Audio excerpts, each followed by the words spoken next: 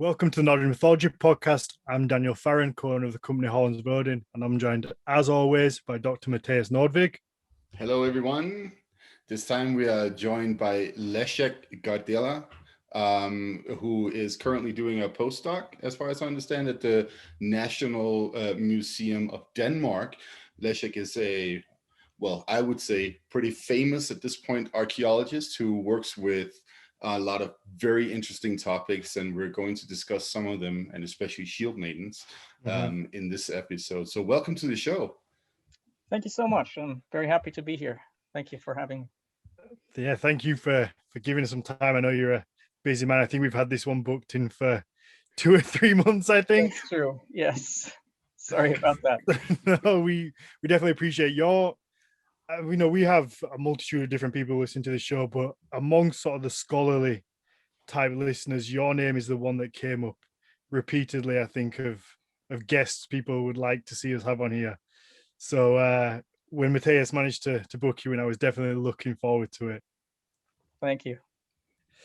So yeah, I mean, how are you? How are things in your area of the world? I mean, just before the show, you were telling us about the books you've written, and I've got to say, you don't look old enough to have written or done that amount of studying. Yeah, I guess I have what my German colleagues call Sitzfleisch. So I just sit and write them, and just type some letters on my laptop in the right order, and and these books just come out. I don't know. I mean, you must be doing something right. Yeah, I hope so. But I've never written a book like that, but I assume there's more research than actual writing, and I guess that's what takes the time. Yeah, I think, in my case, I've had this passion for the Viking Age since I was a kid, basically, and I kind of started collecting books and articles and all kinds of things, kind of thinking ahead, thinking about the books I kind of wanted to write in the future. So by this point, I've gathered a pretty massive private collection of books, to the point that in many cases I just don't really have to go to libraries anymore, because I have what I need on my own shelf. Of course, there's new stuff coming out constantly, and I think essentially in the modern digital age, it's almost overwhelming how much data is being produced constantly. It's even as an academic, with all these open access articles and now academia edu, it's all really useful, but it's also overwhelming. It's really hard to get a grasp of the whole field of what's really going on. I'm trying, but yeah. No, I think it's just no longer possible. I think you might be right. Like the old days of like writing a basic history of the research of a certain topic, you're always going to miss something, because there's so much being produced. Exactly, and I think our field, so the field of Viking studies, or Old Norse and Viking studies, so I'm thinking about archaeology and textual scholarship and history of religion and so on. These disciplines are being sort of performed in different countries around the world, the Americas, Europe, in a variety of languages.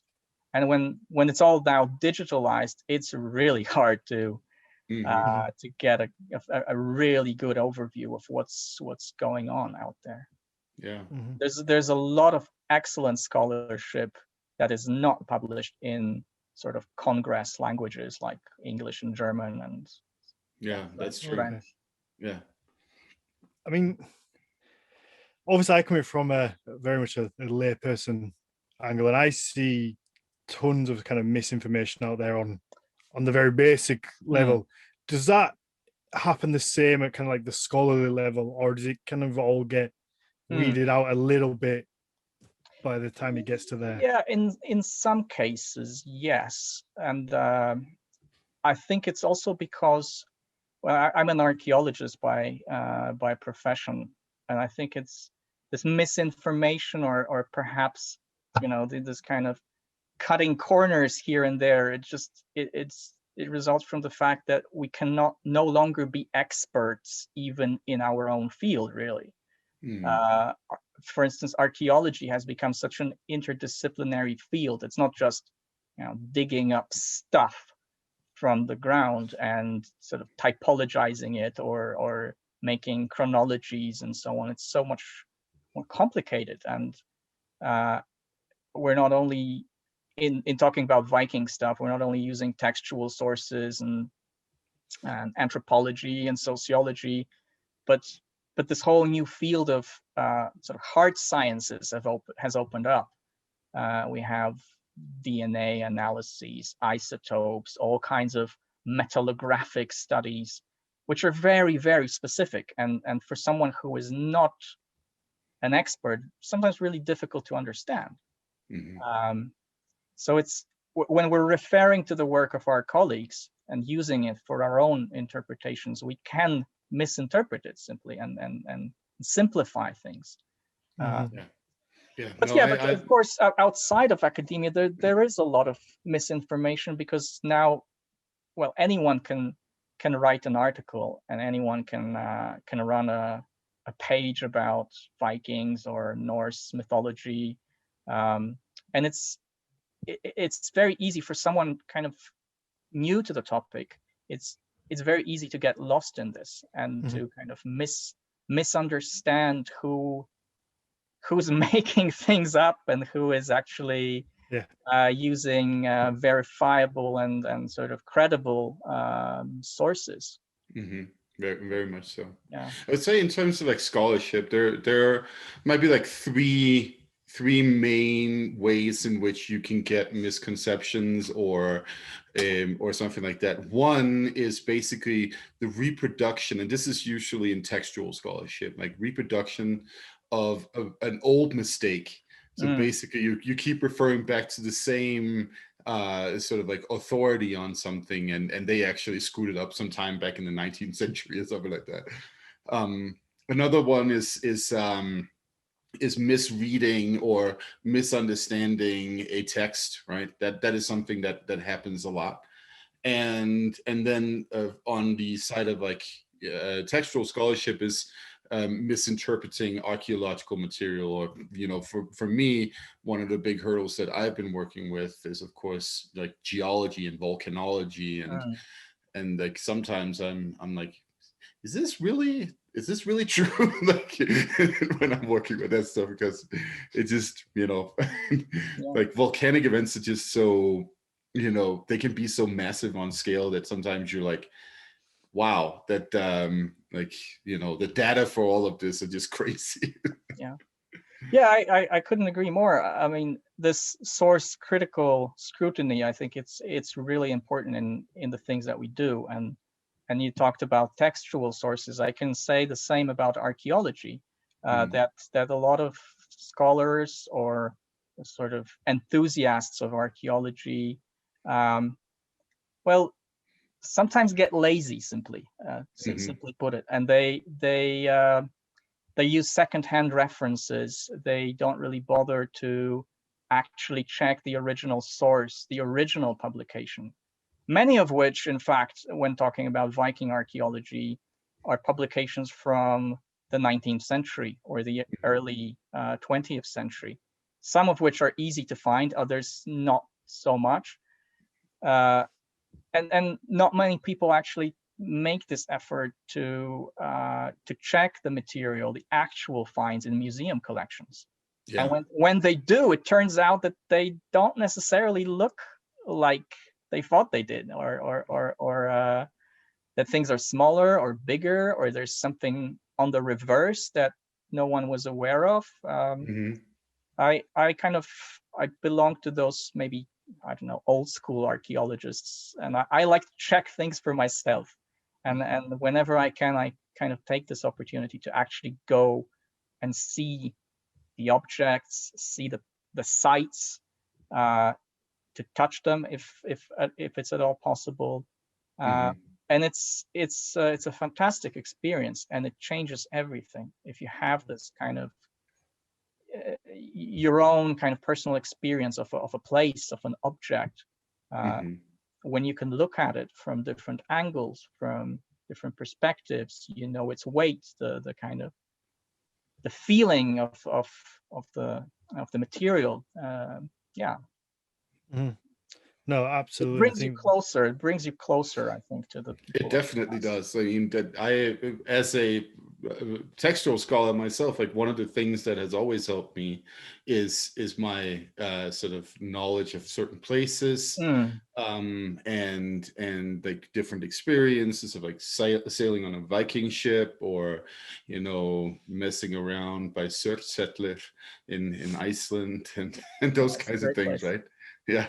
So no, I totally agree that See, like, this is where my completely non-scholarly mind comes into it. And I'm like, yeah, I'm a diet at the minute. So Matthias could tell me how good a chocolate cake is, but until I eat the fucking chocolate cake, I'm not going to know how good that chocolate cake really is. Yeah. That's where my mind goes. Exactly. Like one thing that we generally don't really talk about too much, and something I've been thinking for years, and this was one of my kind of very early concerns when I got into the whole archaeology thing, is, yeah, on the one hand, it's really important to go and see those places, experience them, to experience the objects, to touch them. But on the other hand, especially when we're dealing with things of religious character, and I think we all kind of share this interest in Old Norse mythology and religious practice and ritual objects and so on, I often think, well, should I actually see them, or should I touch them? Am I allowed to touch them? What would the people, the original owners of those objects, think about this? mm-hmm. Now, I have all kinds of ethical concerns, and my career, you know, I've examined magic staffs, amulets. I've looked at burials and touched bones and so on, and whenever I do that, of course, you know, you're excited. You're trying to do it professionally, and you're trying to do it in the most kind of careful way possible. But there's always this thought: am I doing it right? Am I the right person? Should these things even see the light of day? You know, should they have actually remained in the ground? Yeah, I have those concerns. I never even, like I said, I never even thought of that aspect of it. Yeah, it's, you know, there's some objects in archaeology that that we find, and especially from graves that are, for instance, bent or sort of ritually broken, or pressed by stones, as if, you know, implying that someone really wanted this stuff to stay underground. And it's no longer there. It's in a museum box or in a glass case on display. And right.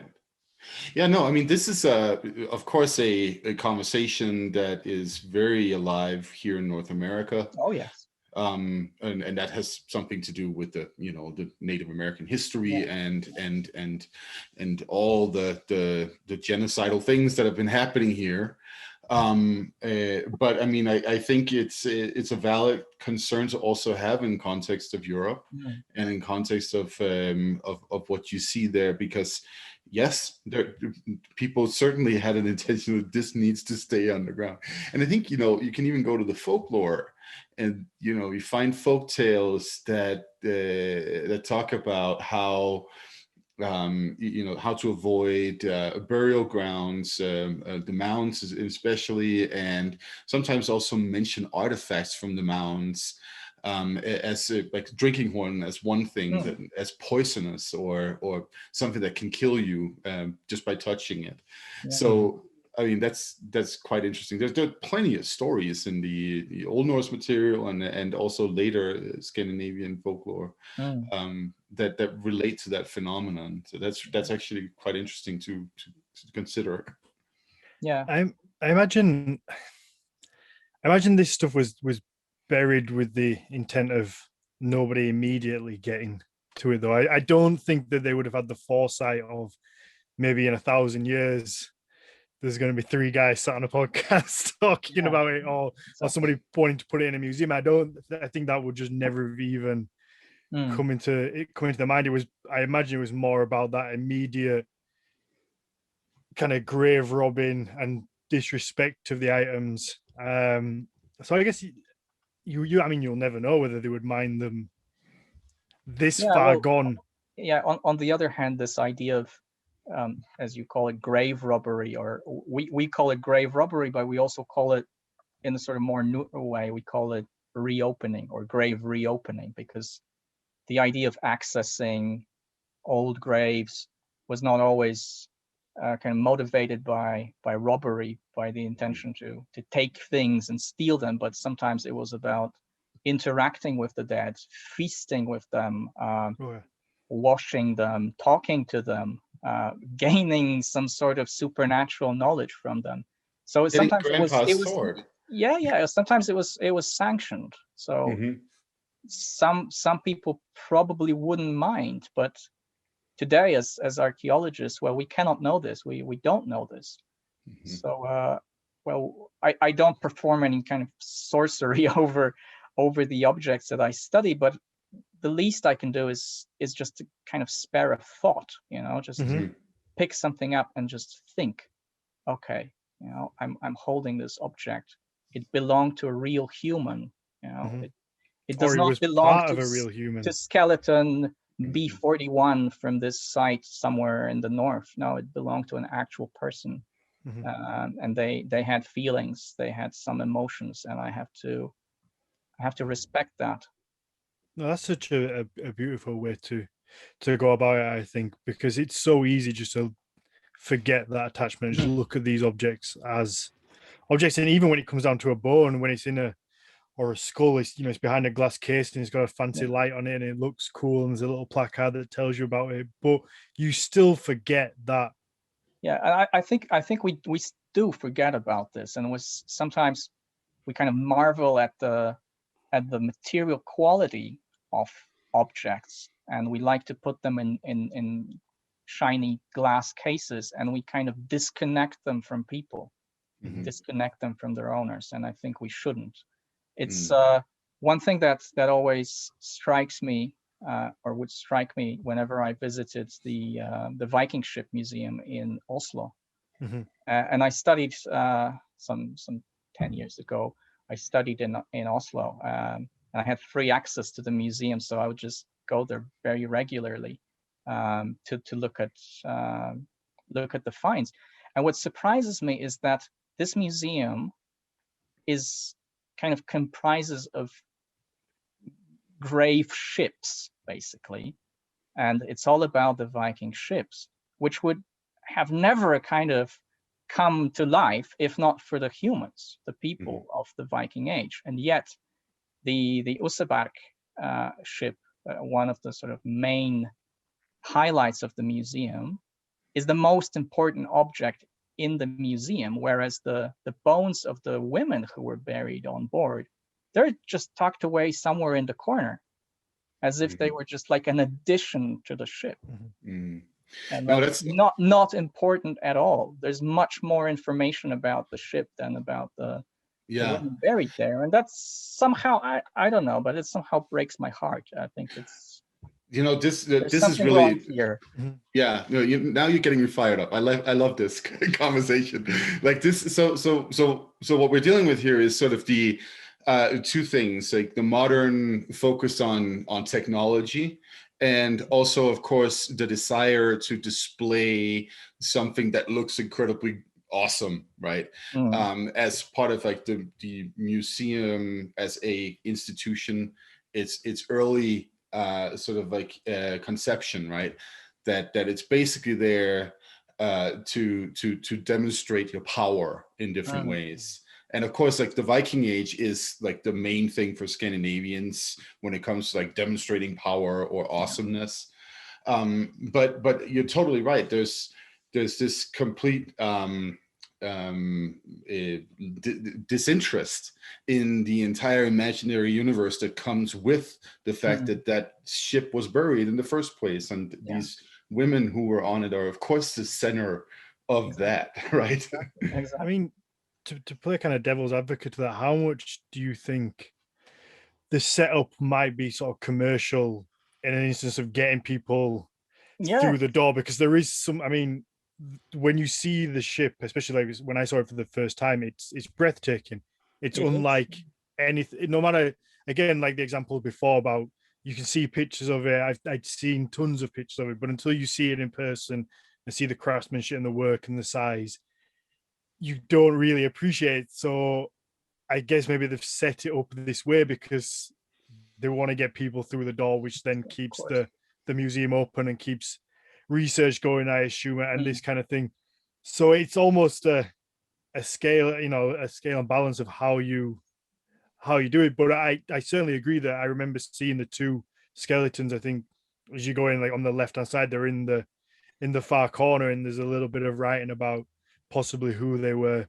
Yeah. But it's certainly not enough bringing to a life about who, you know, Yeah. who they were and But it's changing. I think it's also changing in Viking studies, and some recent developments in the field have kind of given names or identities to certain individuals from the Viking Age. And of course, we kind of started a little bit about talking a little bit about shield maidens, and the Birka woman has now acquired an identity.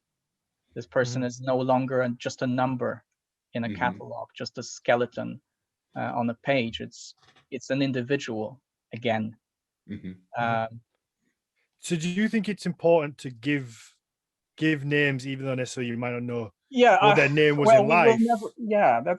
That's of course that's very tricky. I think in the first place we have to see them as humans. That's kind of where we start, I think, and then we will never know, I think, who these people really were, what they did. We can only guess.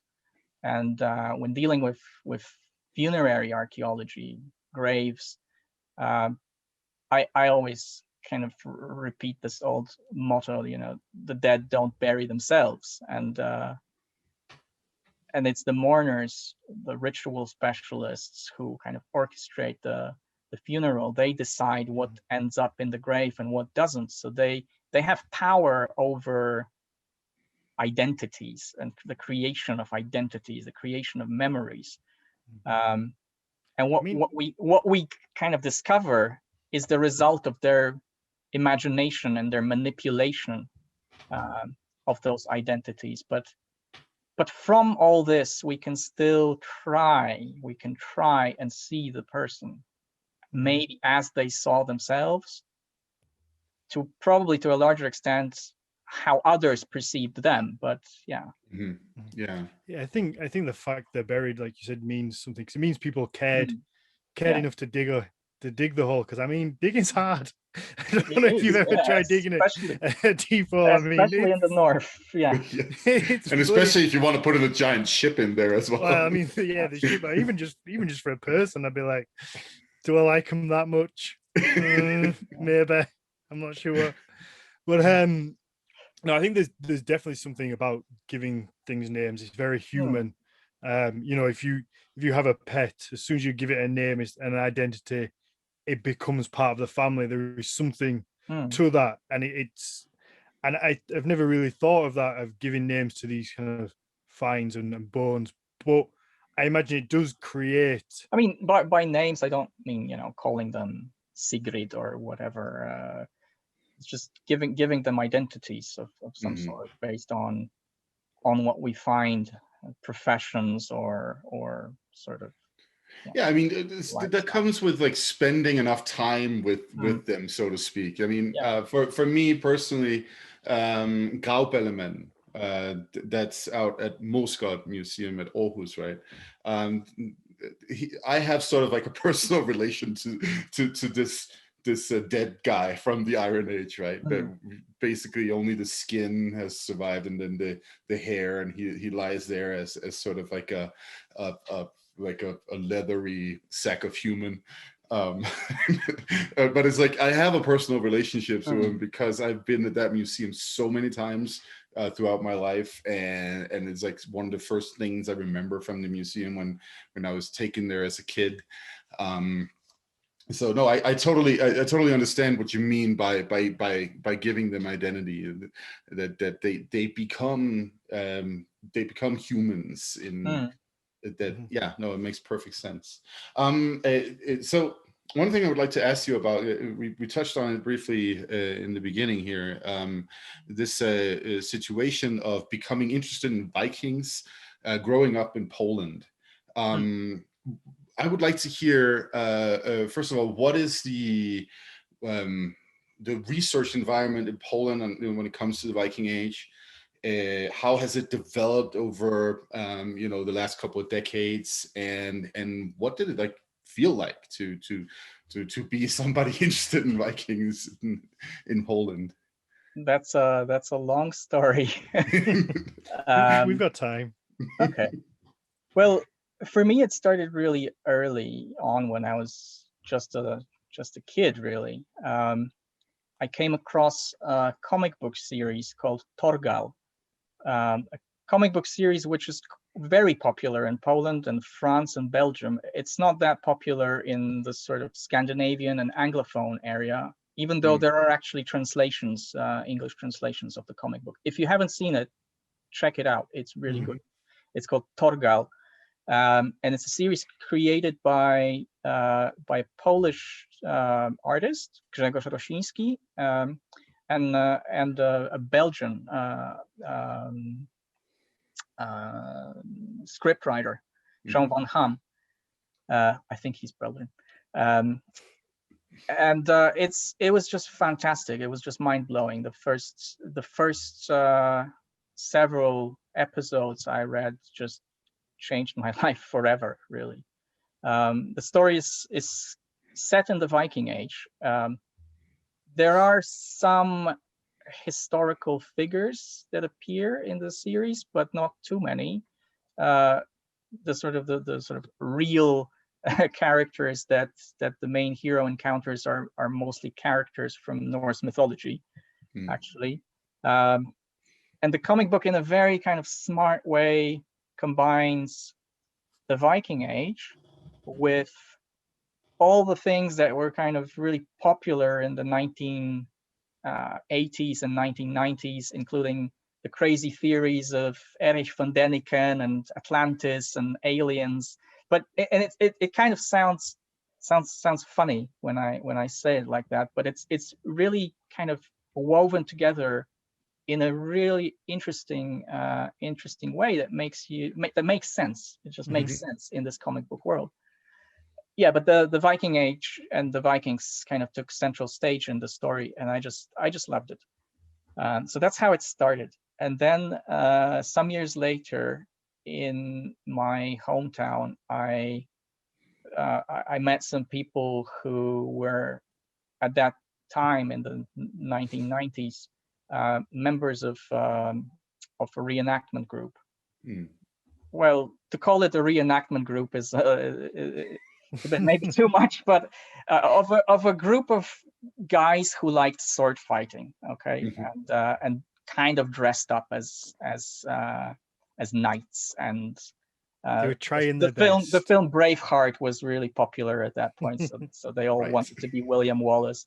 It was all very kind of innocent and unprofessional at that point, but it had a certain charm and a certain magic, and I got really interested in that. But because of my Torgal comic book background, I didn't really want to be a Christian knight, and I wanted to be a pagan Viking. And at some point I met another guy who was actually a member of a Viking reenactment group, and he is a very intelligent guy, also a heavy metal or black metal musician, and he said, well, if you want to learn more about the Vikings and about the Viking Age, you should read something more than just Torgal and comic books. You should read some academic literature, and you should read the Poetic Edda. What? Yeah, the Poetic Edda. You should read the sagas. That will give you a better understanding of this world, of the mythology. of the worldview and so on. So okay, he mentioned this Poetic Edda to me, and I thought, okay, I gotta check it out. And remember, this is the pre-internet age, and no one had internet, and especially if you come from a small town, it's not that easy. In Poland, of all places, a country that is just rising from 50 years of communism. Those are dark gray place at that point. But so I went to this local library, and I actually found a Polish translation of the Poetic Edda. Wow. That was published in 1986. Oh. And it's a beautiful translation. It's a beautiful, well, the poems of the Edda are beautiful in themselves, but the translation into Polish is actually a work of art. It's really, really well done. And I remember I read it immediately, and I could not understand most of it.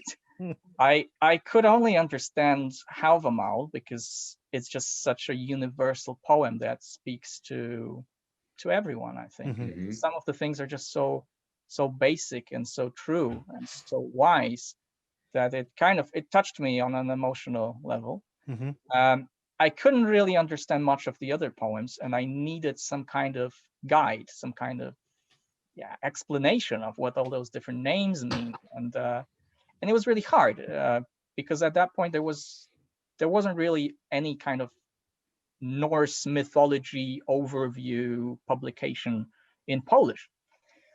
There was one book written in a very kind of difficult style, difficult to understand by a teenager at least.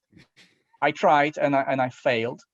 But what I did is I had this dictionary at home, and it was like a dictionary of mythologies or dictionary of symbols and mythologies, something like that. So I would browse through the dictionary and check, Odin, Thor, Ymir, Midgardsormr, and all these, and I kind of pieced it together. And it was in that dictionary, it was kind of explained in a clearer way.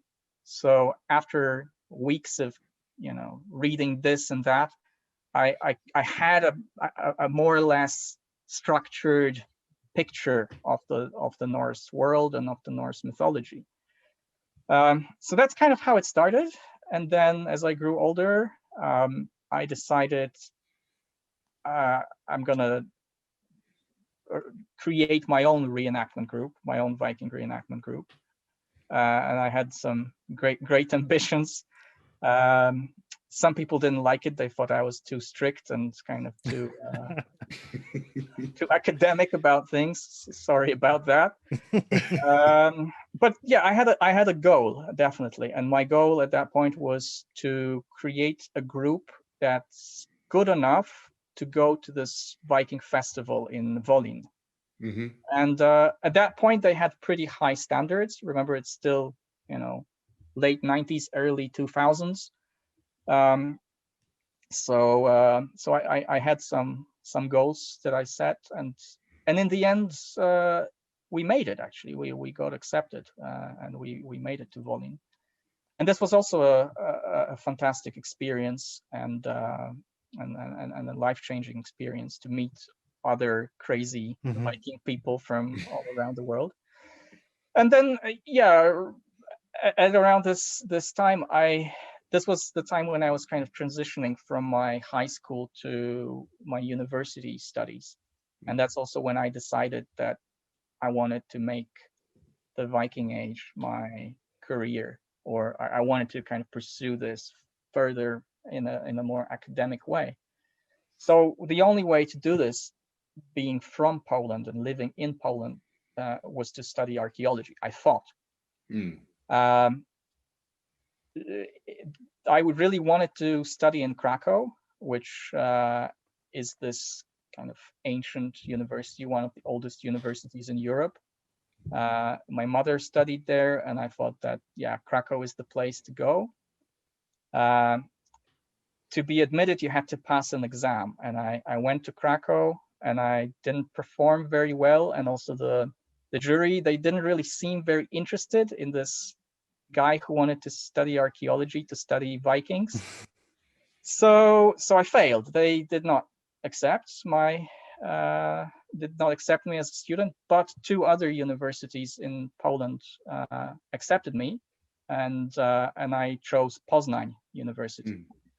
I had never been to Poznań before, in fact, so I knew nothing about the city. I knew nothing about the area, other than the fact that this area, known as Greater Poland, is actually the heart of the Piast state, so the heart of Poland, basically, where the state was formed. So it's sort of like Jelling or Gamla Uppsala, you know, Birka, that kind of, if you want a Scandinavian equivalent, that's that kind of area. So I came to Poznań. I started my studies in 2003. So I came to Poznań. It's located around 300 kilometers away from where I was born, and the university is also one of the older universities, and one of the best universities in this country. I actually have a good friend who teaches Danish there. Okay, and yeah, but I knew nothing or very little about its sort of archaeological academic profile, but when I began my studies, I immediately went to the library because I wanted books and I wanted knowledge, and you know, I wanted to learn more about Vikings and find books about Vikings. I was just totally obsessed about that, and they had this very traditional system in the library where you couldn't actually go inside the library, sort of between the shelves. They had this kind of old school catalog with these little drawers, and you like cards, and you had to find you know, your author and your book, and then you'd go to this little window and give this little card to the lady, and then she would bring the book for you. So I would like go there every single day with, like, you know, tons of those little cards with asking for books about Vikings, until one day she said, well, you're such a pain in the ass, basically, that I'll let you in, I'll show you where things are, and you can just find what you want. So and that was quite unique, because only like professors and people who actually worked at this Institute of Prehistory, as it was called, that only they could actually enter the library like this. So I just spent days there, you know, reading, photocopying. I browsed through every single journal that they had, looking for stuff about Vikings, and I photocopied it and or photographed it, and that's kind of how I learned things. Because even though Poznań actually has strong traditions of dealing with Viking stuff, when I studied archaeology, all those professors were long dead. So there were no Viking experts that could teach me Viking studies. So I had to kind of learn through the library and through experience.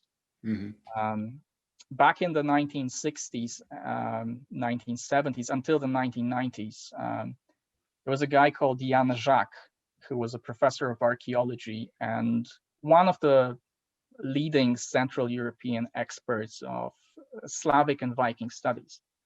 And he published a lot during his career, including a massive 3-volume publication on Scandinavian imports, as he called them, in the West Slavic area. Basically a kind of a full analysis of all kinds of Scandi material from the Viking Age found in Poland and Germany. Really mind-blowing work, which to this day is good. It's just amazing, full of, you know, footnotes and references and details.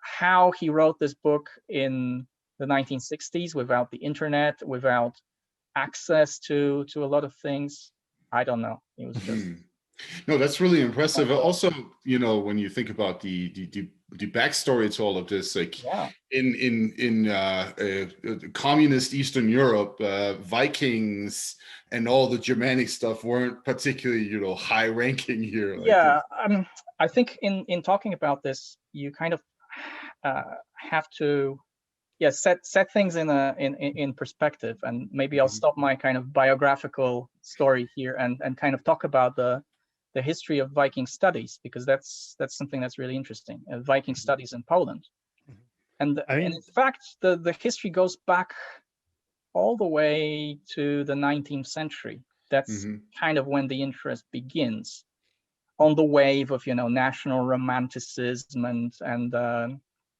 all that.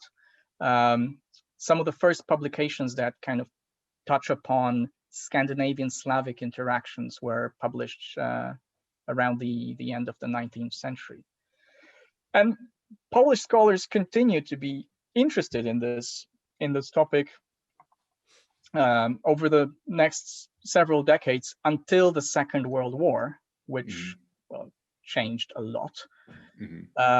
So when the Nazis entered Poland and the occupation began, they kind of took Viking studies in Poland to a different level, because of course their research, which they continued during the war, in central Poland, in greater Poland, in Silesia, in Pomerania, was obviously politically motivated. They were desperately looking for anything Viking related to prove their claim that these lands had been Germanic since time immemorial, basically.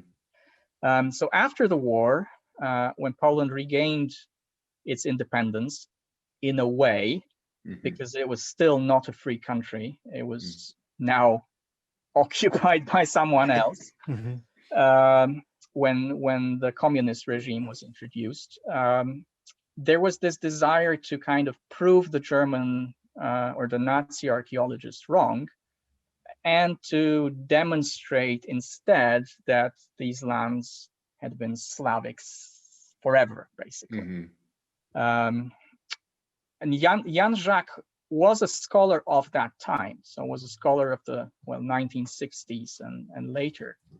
But I don't think, some people say that he was biased and that he was looking for Slavs everywhere and trying to kind of play down the Scandinavian presence in Poland. I don't think he was. I think he was not biased, and I think he was fair in his assessment of the material. He was not trying to push it one way or the other. What may have seemed controversial to some people was that some things he wrote about, he wrote in a very intuitive way. He had he knew material culture very well, so he could recognize different designs, and he could very well distinguish between what was evidently Scandinavian from what seemed Slavic, even though it had at that point no direct parallels. And looking back at his work today, he was right. Right, he was just right. So he predicted a lot of things, and only now we are finding proof for his ideas. It's so interesting because thanks to the Iron Curtain that went down through Europe, right? That the entire field of like Viking Age studies, and also Iron Age for that matter, has sort of like been disconnected. And it's I mean, there's so many things that are coming up now, of course, that we're seeing that there's if you ask me, there's not a lot of sense in sort of like trying to separate what is happening in Scandinavia and what is happening on the southern or eastern coasts of the Baltic Sea. It's very integrated in general, culturally. And I mean, one of the hints that one could have picked up on if they cared to in like Danish history classes would be the fact that like every single prince or princess comes from somewhere over there in the eastern area. Like, I mean, we even had a king named Bogislav, so like we had to rename him Eric because especially the links between Denmark and the Western Slavic area. So what is today northern Germany and Poland are very, very strong. And still largely understudied. There's a lot of material that deserves attention, definitely, and that the understanding of which, the better understanding of which, can really contribute to the better understanding of our shared history. Yeah. Yeah, I think, well, of course, you mentioned the Iron Curtain, which was a big problem also for academia and for Viking studies. One thing that differentiates Poland at that time from, for instance, really Eastern Europe, so Russia, Belarus, Ukraine, and so on, is that we never really had this kind of Normanist, anti-Normanist debate, Right. to the extent that they had, and also with the difference in terms of archaeology, strictly speaking, is that we don't really have as many Viking Age finds in Poland as they do in Russia, for example, or Ukraine. Right. Well, I mean, you know, it seems that the Scandinavian presence, well, probably reached the interior of the Piast state. I think that we should not doubt that. But it mainly kind of concentrated along the coast of the Baltic and Pomerania, especially. Yeah, and it makes a lot of sense. Yeah.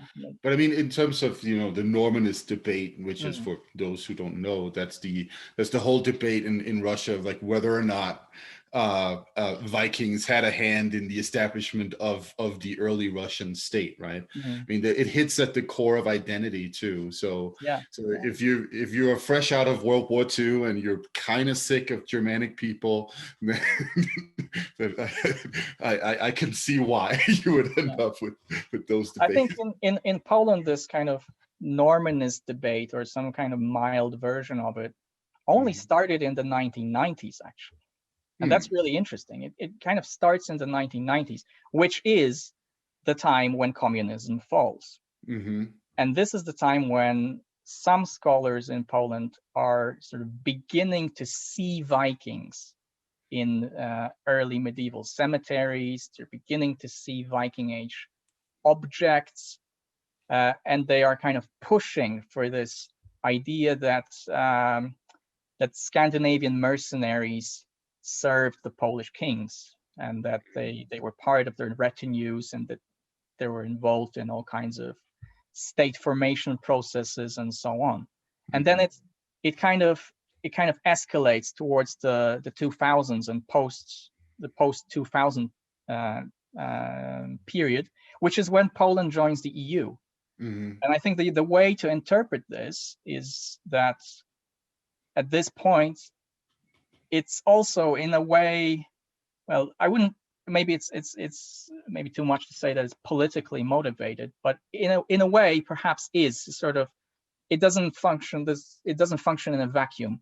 And I think some scholars need Vikings to get funding, to get more kind of interest from different individuals in their work, but they perhaps also want to create this idea that Poland is part of Europe and part of this Western European Union, European community, which at that stage in history and today kind of takes pride in their Viking heritage. It's kind of cool to have Vikings. So Vikings are cool.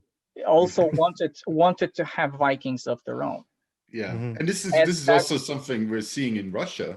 With you know, Vladimir the First. You know, there's that movie made about him that was called Viking. So like, no, it doesn't seem to be just Russia. I think like you see a lot more now about North America as well. That seems to be pushed a lot of this idea. So yeah, Vikings are cool. If you can attach Vikings to anything, it makes it better. Also when you look at the development of the reenactment scene, or the Viking Age reenactment scene, which really, I mean, it starts much earlier, but it really begins to develop really rapidly in the 1990s and the 2000s. Everyone reenacts Scandinavian Vikings. So you have Polish reenactors taking Scandinavian names. So you have, hundreds of Ragnars and Orms and, Ulfs and so on. Mhm. And I wouldn't say no one, but very few groups are actually really interested in recreating sort of native Slavic traditions. Yeah. And today, there are more and more groups that are actually interested in the Slavic world. Yeah. So there's a different shift now.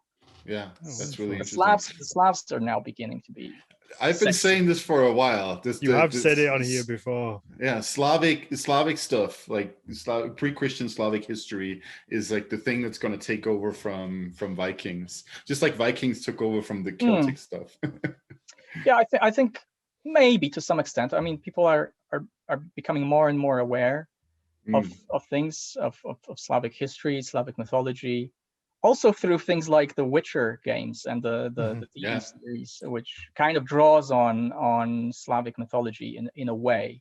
Of course, that's what you need the Witcher series is not something you should use to learn Slavic history or Slavic mythology. Don't do that. But yes, it kind of it definitely draws interest. Draws interest into. Sometimes that's what it takes to have a cultural shift. Is just a really big mainstream game program, something like that draws attention to an area, and it suddenly brings new life to it. The problem is still the linguistic barrier, I think, because there's still not enough about Slavic mythology in English or in other sort of Congress languages. Because we're lazy. It's us English speakers. We suck at learning anything else other than English. And Polish of all languages is I mean it's hard. It's hard. Yeah, I imagine so. Should we get on to women? I think we're almost an hour in. Sure. We haven't touched such the Shield Maidens. I mean, before we move on, I have to say you were a determined child, because I mean, now I know why I'm so dumb, because I determined adult as well. I think I would have got the Poetic Edda, and I'd have read the Habermal and gone, that's cool. And then when I didn't understand the rest, I'd just gone, closed it up and gone and played football or ran around climbing trees or making dens. Like I wouldn't have gone through the lengths that you did to kind of figure it out and work it out. But I mean, full credit to you, and I'm glad you did.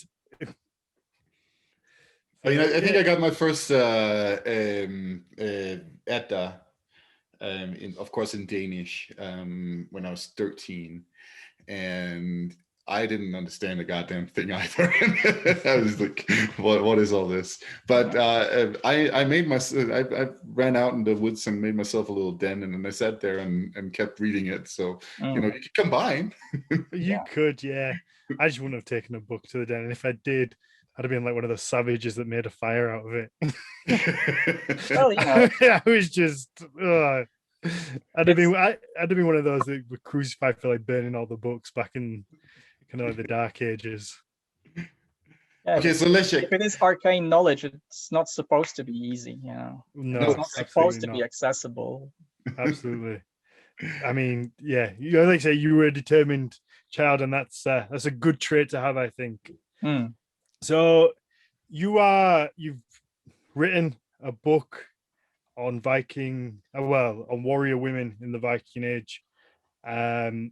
It seems to be a topic that is red hot all over, no matter where you go, whether in scholarship or in the everyday layperson. You either get this idea that yes, they were shield maidens, or no, absolutely not. It's a modern construct. These seem to be the two stances. Hopefully your book is going to answer that. Hopefully, although I deliberately chose a different title. So the book is called "Women and Weapons in the Viking Age." That's it. I do apologize. I'd like to think the book is about women and weapons, and also about women warriors, of course. But the overarching theme, I think, is women and weapons. So the idea is to explore all kinds of associations women had with the martial sphere that are not only limited to actual participation in war. Okay. So what the book does is it of course looks at possible evidence, archaeological or other, for women warriors, but it also looks at women who use weapons in other sort of non-martial circumstances. For instance, in magic. Mm-hmm. Yeah, and it was a great adventure writing this book, and it's probably one of the most difficult books I've written so far, if not the most difficult book.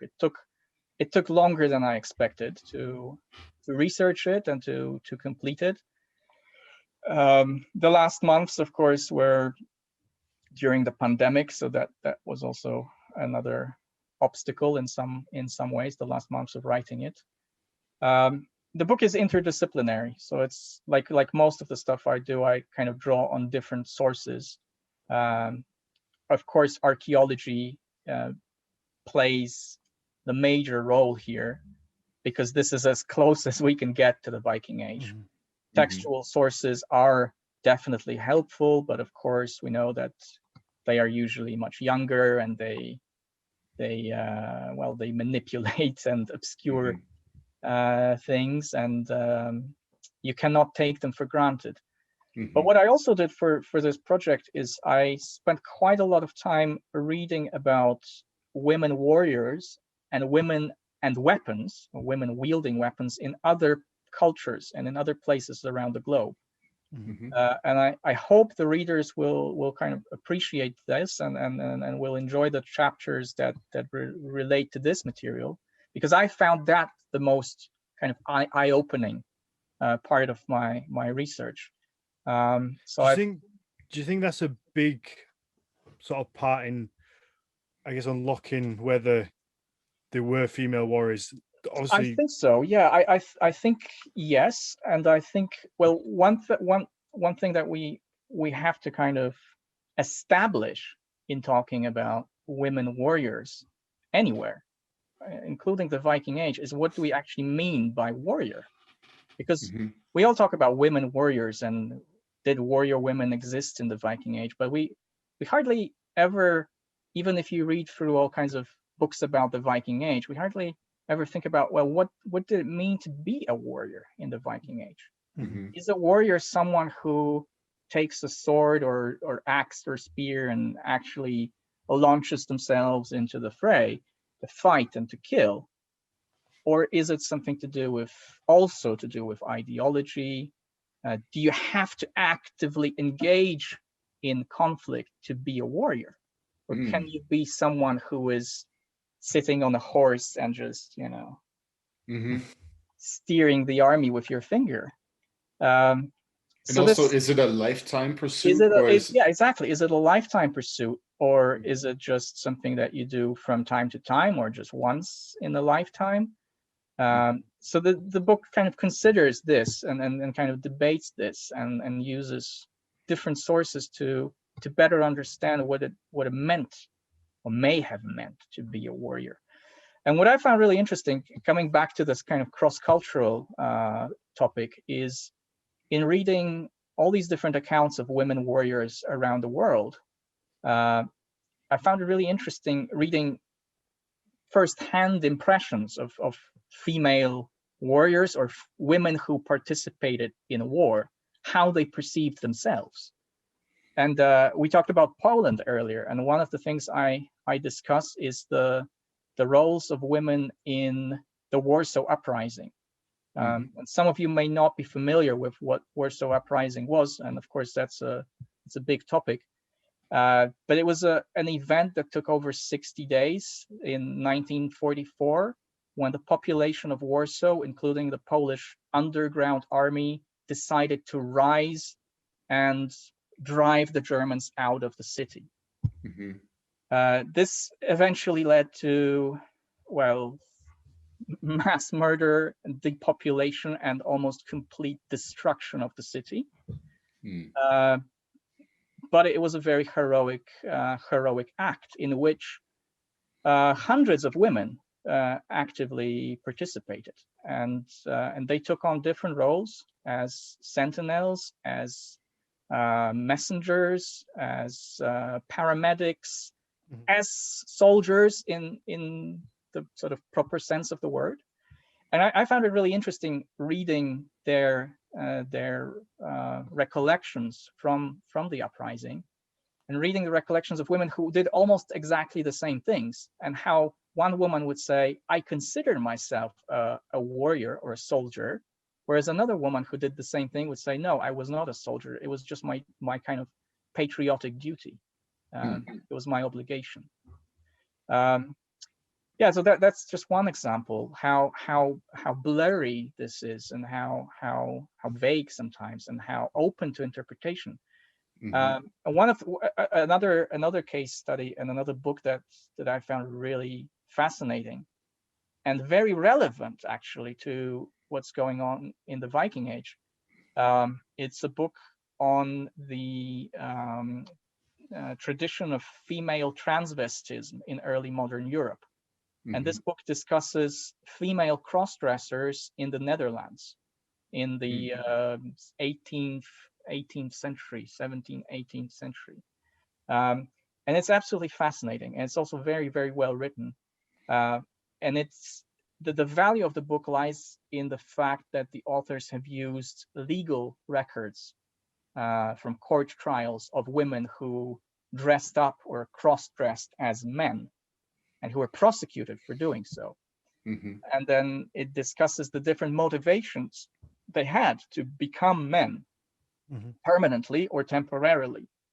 And it identifies several different patterns. So it says that women would cross-dress for economic reasons, because if they come from the lowest social strata, the only thing they could do was to steal or become prostitutes. There was no way for them to progress and move up the social ladder. But I mean, there's a skit about that. There's a Yeah. skit about that in Blackadder. Yeah. So cross-dressing and becoming men, and then becoming a soldier or a sailor, was a ticket to a better life. And the book makes it very clear that those women who made it across the seas, to all the way to India, for instance, they would just become almost princesses and just live a prosperous, beautiful life. It also talks about women who cross-dress because this is the only way they can legally marry another woman if they want to have this kind of relationship. Then it talks about women who cross-dress and become soldiers and sailors because they feel a patriotic duty or a patriotic obligation. And these women can even come from very high social strata. They just cannot be soldiers as women, so they become men.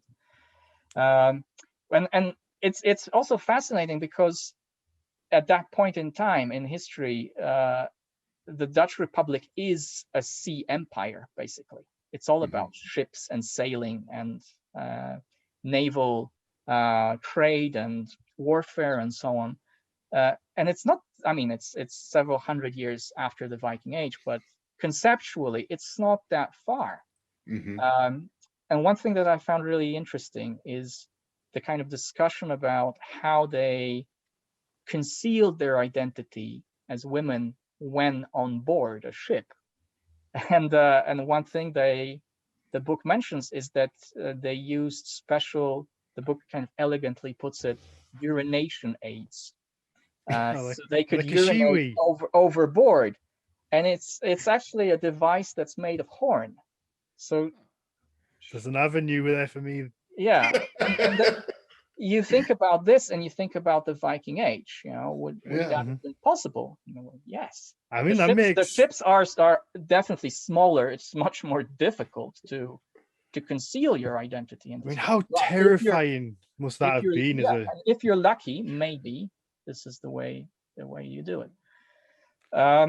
So that's another example. I look at the Black Amazons also of Dahomey in Benin in Africa. These are some of the best documented warrior women in history. We know about them through etchings and first-hand accounts of European explorers and soldiers with whom they fought.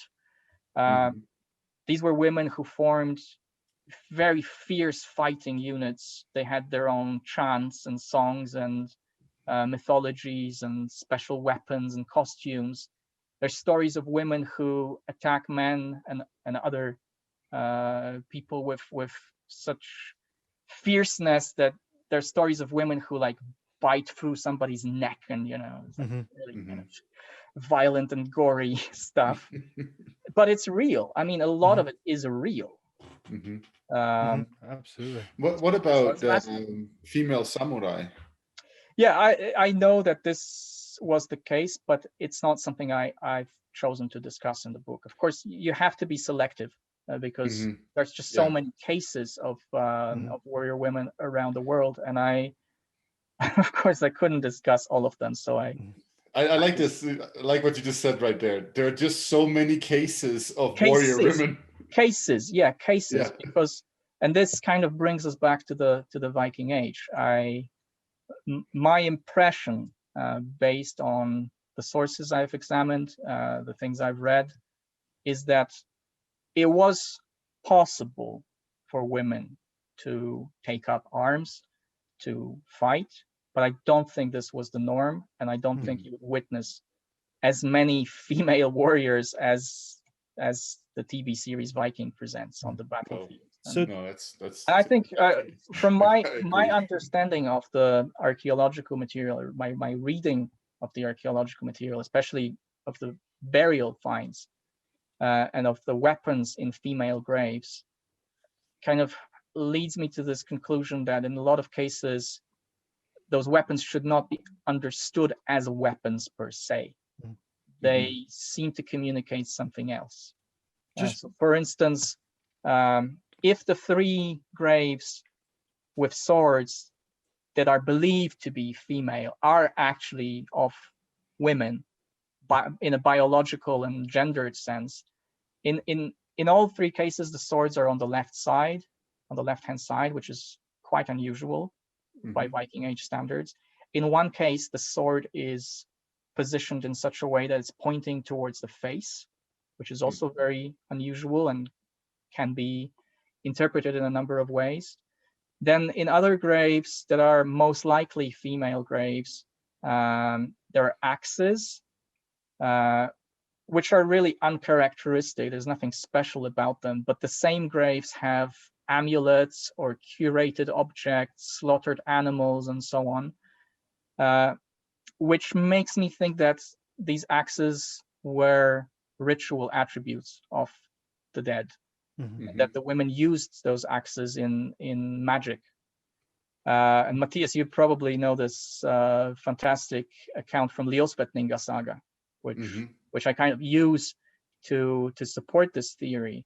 And here in the saga, the saga mentions a cross-dressing sorceress who is asked to perform a prophetic ritual, and she's dressed like a man. She has a helmet on her head. She carries an axe, and she wades into the fjord. She hits the water of the fjord twice with the axe, and when she does it the second time, the water turns bloody, and it's of course a bad omen. So you can see someone using an axe in a magic ritual. I think it's not an over-interpretation to see at least some of those axes in those very specific contexts as possible ritual tools. Okay, I just wanted to quickly pull it back a minute or so when you were talking about whether it's possible to kind of have, I guess, warrior women in the Viking Age, and I wanted to try and maybe clear it up in a sense of, I guess it's one thing for there to have been warrior women who pretended to be men and fight, and then another thing of it being very acceptable in the culture and allow women to fight as women. And I think that maybe is where a lot of people might get confused, or there's a gray area, because I think shield maidens in particular in like modern culture have become very much an empowerment thing, especially in modern culture at the minute. It's an empowerment. it's an empowering role model for women, and rightfully so. It's a strong figurehead, and it's so I think that's why so many people go gung ho for it. As women fighting as women alongside men as equals. But then I was wondering how true that was, and you were mentioning about obviously the Dutch, and I was wondering whether it was that kind of instance where they were pretending to be men to fight. And I guess I was wondering if we knew what the male outlook would have been, or the societal outlook would have been, as whether it would have been seen as being negative, or of that of acceptance as kind of as equal. Yeah, that's a very good question. I think archaeology can only answer or try to answer this question to a very limited extent. But if we look at the texts and the textual sources, which are equally problematic, if not more problematic, I find it really interesting that the sagas of Icelanders, or the family sagas, they actually never ever mention warrior women. They mention women who reach for weapons. One of them was this sorceress from Ljósvetninga saga. There are other women who reach for weapons when they want to make a statement, wound a husband who betrays them or marries another woman, and so on. But when talking about shield maidens, we only encounter them, or warrior women, we only encounter them in Eddic poetry and in the legendary sagas. And this is interesting because, of course, the legendary sagas, they're sort of considered as fantastic and having little to do with the real Viking Age and Viking Age mentalities and so on. You have like flying carpets and dragons and trolls and all kinds of creatures. Crystal palaces. Yeah. They do mention women warriors, actual women warriors who fight and lead armies and have their own fortresses and so on. But it's one thing that's really interesting about them is that they tend to come from elite circles. They're not just anybody. They come from usually royal or very high status backgrounds. And I think, well, if there is a grain of truth in those stories, I think it would have been much easier for women from such elite circles in the Viking Age to learn to fight and to possibly participate in warfare, just because they belong to the elite, and the elite stands above the crowd, and can do more simply because they are blessed in some way. Yeah. But on the other hand, again, if there is a grain of truth in those stories, we can see that on several occasions, these warrior women are being mocked by men. So there's a scene in one of the sagas where a warrior kind of smacks a woman on the back, kind of to show you're not such a good warrior after all. So it kind of in a discriminatory way. But the sagas, on the other hand, the legendary sagas, show that these women fought just as well as men. I mean, we should also keep in mind that it is a standing trope of medieval literature in Europe. I mean, depending on where we are in time, we see different writers talking about some neighboring peoples a little farther to the north or something like that, who had like female warriors and were ruled by women and those kinds of things. Like Adam of Bremen is a good example. I think he locates such a society in what is approximately Finland, right? And that's of course also part of it that has been this has been discussed in literary scholarship for quite some time now.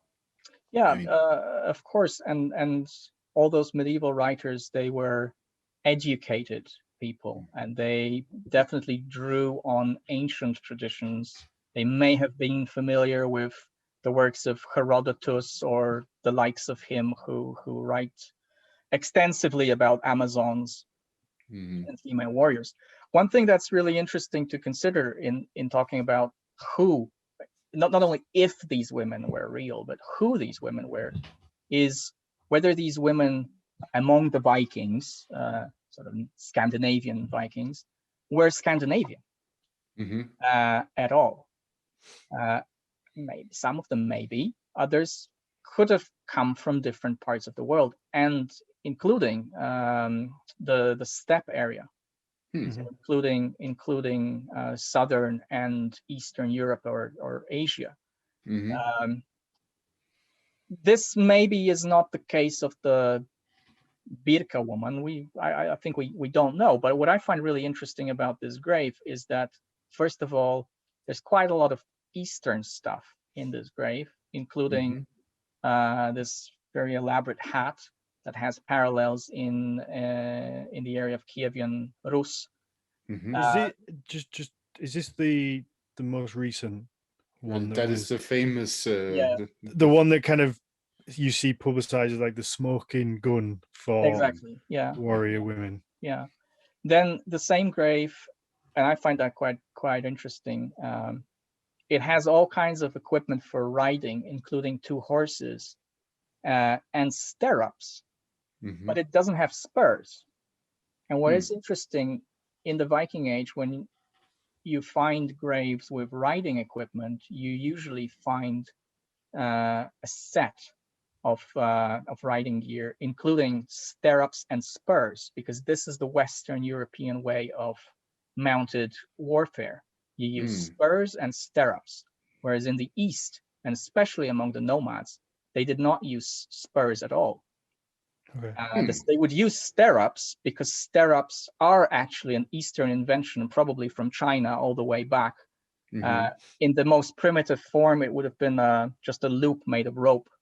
Right. And the stirrup enables you to maneuver your horse in a more efficient way, but it also enables you to shoot your bow. So it's something that the stuff she's buried with, you could interpret it or misinterpret it in this way.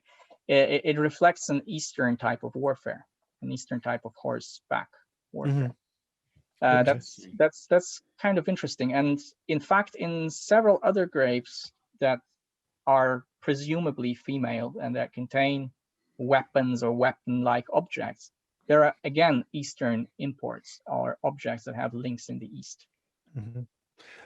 To stick on the Birka woman, is there, or am I right in thinking that there's some damage to the skeleton or some sort of wounding? Not that I know of. Not a single one of those skeletons has evident damage.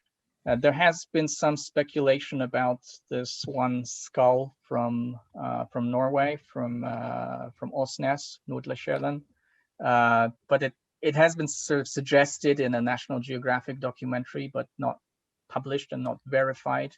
Okay, so I'm that not, might have been I'm the not one kind that of touching upon this because we just don't know. Okay, that might have been the one that I might have seen. I do remember seeing a National Geographic documentary pumped out there. With the other graves, there's nothing, or there's just no skeletal material. It's that's the biggest problem. So the graves are sort of sexed and gendered as female, largely on the basis of grave goods, which of course is a difficult thing, and it's highly problematic, but that's how it's done. Okay, so I guess even the sexing isn't. Yeah, and I try to make that very clear in the book, and also point out to all kinds of difficulties of interpreting burials and burial archaeology, starting with the idea, of course, that the dead don't bury themselves, and that objects in graves can mean all kinds of different things, and perhaps we shouldn't necessarily look desperately for female warriors in graves with weapons, because not every warrior was buried with weapons, and not and people buried with weapons need not have been warriors. I assume some people would say, could that not work the other way around then? If you could have overlooked a female warrior buried in a warrior's grave. If you have to sex it on grave goods, then possibly maybe there is women buried as we've just assumed are men, I guess. I guess you could argue both ways. Yeah, of course. Which I guess the truth is that there are a lot of so-called male warrior graves are only called male warrior graves because there are weapons in them. Yeah. This does not rely on osteological or genetic analyses. This assessment relies predominantly, and speaking globally, not just about Scandinavia, on the grave goods and weapons and the kind of Victorian assumptions that weapons equal men. That's how naive I am. I thought you could just test them and be like, "Yep, that's a man. That's a woman." I just was like, "Oh yeah, DNA is a thing now." The bulk of the material, the Viking funerary material, was discovered in the 19th and early 20th century. Yeah, most of the finds we have, and then at that point, those early archaeologists, antiquarians, farmers, they were not very interested in bones. They were interested in shiny objects. Yeah, they were interested in shiny things. They were just grave robbers, really. Yeah. You have to call it that way because that's really what they were. Yeah, no, that's a good point, and I mean it is encompassing work to go through all of these old graves, and then maybe you have to reassign sexes and genders and so on, right? So one thing that is interesting to think about, but not always possible to check and prove, is that, okay, we have a grave with weapons, but are the weapons actually functional? Have they ever been used as weapons, or are they just sort of theatrical props placed in the grave only on the occasion of the funeral and for the funeral? And of course, if this is a modern grave, well, maybe you could prove this. But if it's a grave from 1,000 years ago and everything is rusted and broken and in pieces, there's just no way of. I've looked at those swords and axes and arrowheads, trying to kind of determine if they have some chips and nicks, and if there's anything to indicate that someone had actually used them before they placed them in the grave. It's just you can make wild guesses, but it's really difficult to tell. Yeah, we need a time machine. Someone needs to. We need to come together as a global community and invent. But yeah, I think it's also, you have to, in dealing with this topic, and of course it is a sensitive topic, also for people today. I'm not trying to prove or disprove the existence of women warriors in the Viking Age. I'm just trying to point out to all kinds of methodological and source critical problems that we have to be aware of before we even engage in this kind of discussion. And I think that's not emphasized enough, or has not been emphasized enough. Absolutely. That actually leads me to what I wanted to ask to both you and Matthias. Like, I don't have any agenda in doing this. I want to make that very clear. No, absolutely. Yeah, so I want to ask you both, do you ever feel like you want to lean a certain way because of the way that the culture is at the minute, or the way that things are seen, or I guess maybe you may be seen as the bad, if you wrote a book, even if the evidence showed 100%, like the warrior women didn't exist, hypothetically, let's say that's what happened, like, would you feel almost bad for putting that out there because it's such an empowering thing in modern culture? Like, do you ever feel that kind of lean to go a certain direction, or do you always try and I know the answers is going to be that you always try and stay as neutral as possible, but I wondered whether that ever came in, that you felt that kind of, not urge, but I guess you know what I mean. Well, Leszek, do you want to go first? I can. I mean, I try to stay as neutral as I can, but of course we all have our biases, and we use different sources. It's impossible to check everything. New finds are being discovered all the time. Archaeology is a very dynamic discipline. You say one thing today, and the next day it can be proven false. So we have to stay open, I think. And I agree. You know, as textual scholar, I live more in the realm of imagination, in a sense, right? Because I mean, if nothing else, what I will be researching is the imagination of people. Like, say, if I'm researching the saga literature, that's the imagination of the 13th, 14th century Icelanders. You know, some of it is real.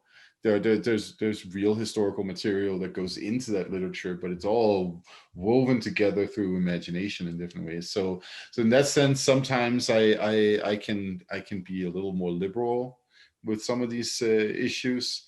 Personally, what I try to do is that I try to challenge existing narratives in different ways, and hopefully make people think differently about whatever subject we're working with. If the Saga conference had taken place this year, I would have given a talk about the possibility of Vikings tattooing, and that is largely an argument based around the fact that we make a lot of arguments about culture and religion and history based off of the literary material, which much sparser source material to back it up sometimes. So that's a way to, you know, open up a conversation about, well, how do we actually use the literary material as source material to this Viking Age? So that's my approach, and it's not necessarily based off of like, oh, I want to push something through, and like, oh, you know, I want to make a case for female warriors or something like that. Obviously, there's also the concern for, you know, being neutral. But absolutely, yeah. I just wondered whether there was ever that kind of, you know, like, to feel you felt like you had to go in a certain direction because it was cultural, can't speak, acceptable. You know the word I was trying to say, but acceptable at the time. Like, you know, nobody wants to be the guy who comes out and says, no, they're not real, or one way or another. Well, I mean, so Denmark right now has a kind of a crisis when it comes to all of this. There's a, you know, a political push to discredit, or in other ways question, you know, gender studies and also race studies, as part of sort of a, I guess this is like happening in different places in Europe right now. Hungary has also Poland, yes. And I mean, obviously, it is a reality that there is that there are different political groups out there in different ways, depending on what time period and who's in charge, right? Who have vested interests in skewing research in one direction or skewing it in another direction. And it is that is, of course, you know, as a scholar who just want to know about history, that's really, really annoying, to be honest. Because all of a sudden, you know, our basic work becomes a matter of politics by a bunch of people who have no clue what we actually do. From doing this podcast, speaking to people from all different fields of like Nordic studies, one thing I've noticed, it seems like you guys all need to speak to each other more, and like your own different fields. Like, I just want to grab a bunch of you and just put you in a room like archaeologists, like, I just put you there and say, give you a topic and go, just figure this out between you all, kind of just put your knowledge together. It seems like, you know, you all do amazing work in your own area, but when it comes to kind of, I guess because there's no central point, is it, where everything goes back to, and then you can you can pick Well, it apart. the issue is that you have like Viking, right? That's like a label, and then you have all of these different disciplines that are interested in that label in different ways. You have archaeology, literature, history of religion, anthropology, a bunch of different disciplines. They all basically approach that subject from different methodologies and theoretical perspectives and so on, right? It's impossible to be educated in all of these perspectives. You can try. I tried with my studies initially. I did studies in archaeology and in history and in philology and literature, and also a little bit in the history of religion. Got a little bit of all of it, but I'm primarily a scholar of literature, right? That's what I do. So the other things that I've done, they sort of just help me understand a little bit of what my colleagues do in different ways. But of course, I think you're right. You know, there needs to be more interdisciplinary interaction in different ways. Absolutely. Yeah, I agree. And of course, we should talk more to each other, but we should also talk more to the wider audience and the non-academic audience, all sorts of history, archaeology, ancient religion enthusiasts. Well, the audience of today's show also, it's so important because we're not doing this just for ourselves, just, you know, as an esoteric academic hobby. There is a world of interesting people out there who would like to learn more, and we should, I think, try our best to make our work available and accessible and useful to these people, inspiring in some ways. And I think one of the biggest problems of today's academia is that it's actually, on the one hand, it's making this research accessible, but on the other hand, it's also not. The books are extremely expensive. Academic articles are behind paywalls and people can't access them, can't read them. Even we as authors, you know, we write something for a journal and we just get the PDF of our own article, and we don't have PDF copies of all the other articles in the same book. How nice is that, right? Sometimes we even have to pay to publish. In an ideal world, everything that we do, everything that we produce should be open access. People should be able to read it. The problem is, I think you're only going to get a certain amount of people that are going to read it. Those who are academically minded I think are able to kind of, because I know for me, like I'm so interested in this that I created a podcast with Mathias about it, but I'm not the kind of person that's going to pick up like an academic research paper and read through it, because I'm probably going to get down the first page and go, or overwhelmed, perhaps, also just exactly. So that's why I think it's important for things that we do and other platforms like this, where we can try and, I don't want to say dumb it down, but certainly dumb it down for me, but kind of make it easier for other people to digest it, I guess. Yeah.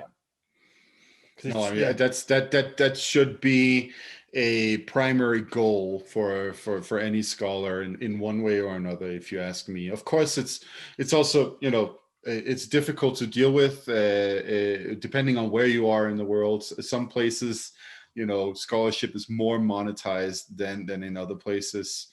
In some places, like, for instance, Denmark is a good example of where you can get access to most research material through the National Library, right? But that's not the case in the US. You can't just like access all kinds of research through the libraries here. So that differs greatly too. Ruben's just made a good point in the chat. If you want to read it out, Mathias. Sure. I'll fluff it up. Ruben says academia is basically digging its own (Viking) grave by not engaging with the audience. Not only are books expensive, but social media is also not used. in a time where the maximum span of someone's concentration is not longer than 10 minutes, we need far more stuff like podcasts and platforms where academics can share their ideas. Very much agree with you, Ruben. I mean, I try to make myself accessible on social media. On the other hand, that is also incredibly time consuming. I often get people who like send me a message, hey, quick question, blah, blah, blah, blah. And it's like, that's actually not a quick question at all, my friend. Yeah, there's no easy answer to it, I guess. Yeah. And you guys are so busy that you're doing your own things. It's hard to do the social media side as well.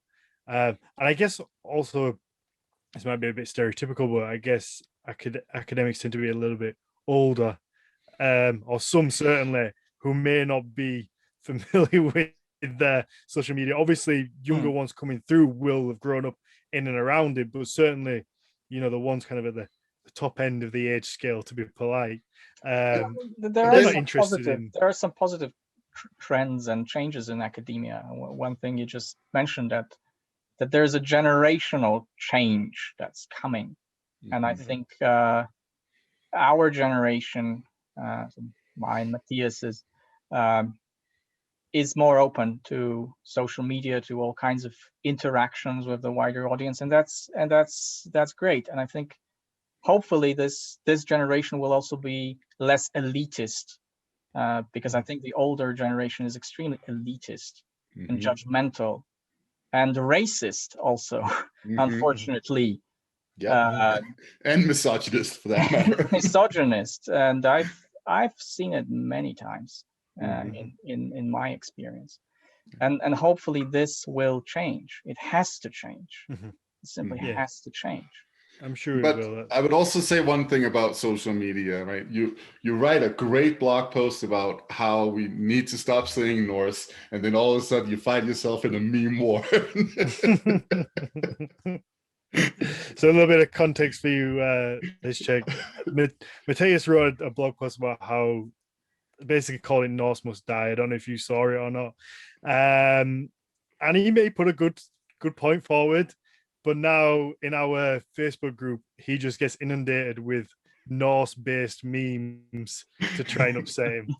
So you can't win, I don't think. No, I don't think I can. But I mean, at least I get to make my own memes. So there you go. Awesome. The background here. So yeah, for anybody who's just listening, if you've seen Family Guy, you'll see Noah's Ark, where there is the elephant and a penguin, and then some sort of hybrid child that's an elephant head and a penguin body.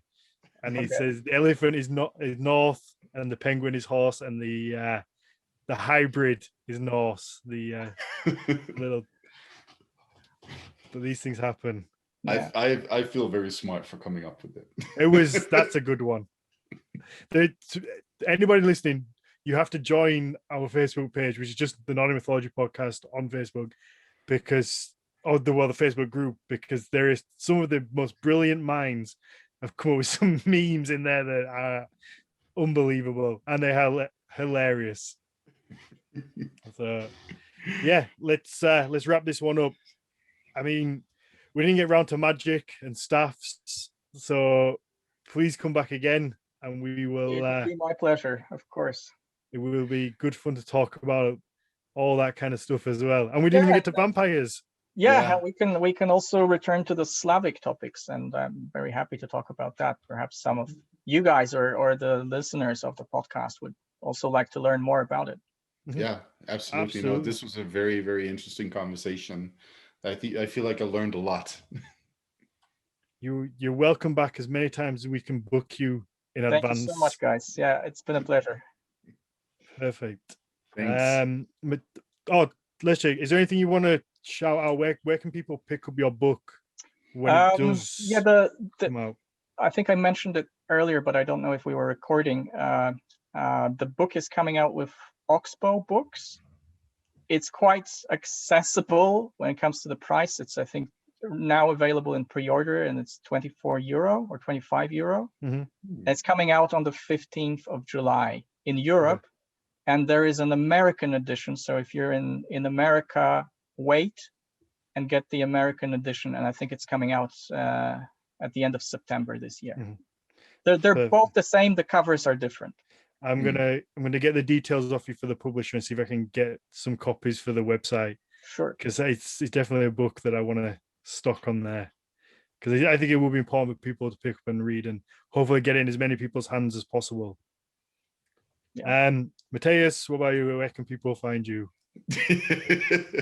You can always find me on my Instagram. Yeah, I guess I'm also on Facebook where people barrage me with memes. And yeah, that would be about it. Yeah, I'm accessible via email or Facebook. My Instagram page is more like really a private page, a hobby page, and I don't really. I post architecture and art deco tenements because that's one of my hobbies. So yeah, no, it's not too much Viking stuff there. That's the thing. Like my Facebook was sort of like my private thing, but yeah, now. Not since I kept telling everybody just to add you. Well, you shouldn't say on the podcast, don't add me as a friend, because obviously I'm going to say add Matthias as a friend. Oh well. I'm a child. People are just gonna put up with my shit posting, so there you go. I'm a big child. If you say don't do something, I'm gonna be like, everyone go and do this. Go touch it. Yeah, exactly. That's it. Okay, if you enjoy this show, please leave us a 5-star rating, a positive review, preferably on iTunes. Helps us bump up the ratings. You can find us on Facebook, Instagram at Nordic Mythology Podcast. The website is just nordicmythologypodcast.com. You can get some merch on there. We're pushing as YouTube subscribers, so if you want to subscribe to the YouTube channel, again, it's just Nordic Mythology Podcast, pretty much across the board. And then if you want to get a little bit more involved, Patreon really helps us out. We've got like $5, $10, and $20 tiers. You get a different thing for each one, but each one lets you jump in the live show and watch the episodes live and join in the live chat. And you also get our bonus episode where me and Matthias sit down and watch an episode of the Vikings every week and let you know what's real, what's not real, and just have a good time and a good laugh. Perfect. Thank you very much. That's the show.